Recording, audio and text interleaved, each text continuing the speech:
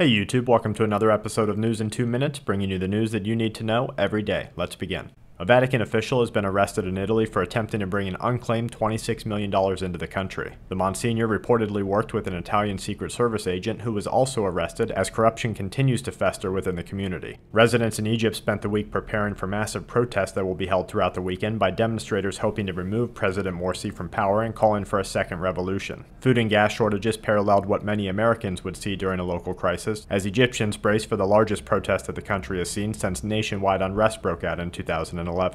U.S. officials have taken a strong stance behind the Muslim Brotherhood-elect government, with one U.S. ambassador saying that the protests will only add more martyrs to the list. Politicians in Brazil have begun siding with the protesters, as one mayor tells the BBC that the country should have seized the chance at hosting the 2014 World Cup to invest in regional healthcare, education, and transportation. Although the politician ends his interview with the expected spin for personal gain, the position that he takes shows just how deep the unrest runs within the country. Officials with the Federal Reserve have already begun rescinding their commitment to slow the American quantitative easing policy, as economic backlash from a suspected change sent shockwaves throughout the financial community this week. Reports released Thursday showed that lenders have raised the average interest rate for a 30-year home loan to 4.4%, the largest one-week jump recorded in the last 30 years. Washington state radiation experts are investigating why a truck carrying radioactive waste from the Hanford nuclear waste facility set off dangerous radiation alarms at a nearby processing plant. In related news, officials in Japan reported that they will not be able to remove the melted nuclear fuel from the Fukushima nuclear power plant until the year 2020.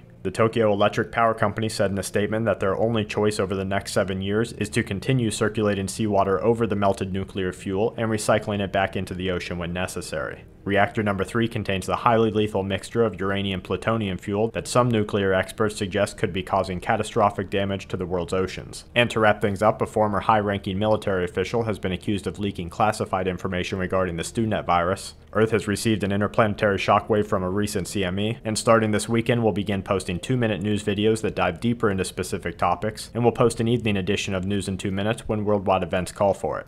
And that's it for today's episode of News in 2 Minutes. Check back tomorrow for more news that the aware need the most. This week's News in 2 Minutes is brought to you by TSHTFplan.com, where even the officials go for news, and SQmetals.com, your home for the world's strongest currency.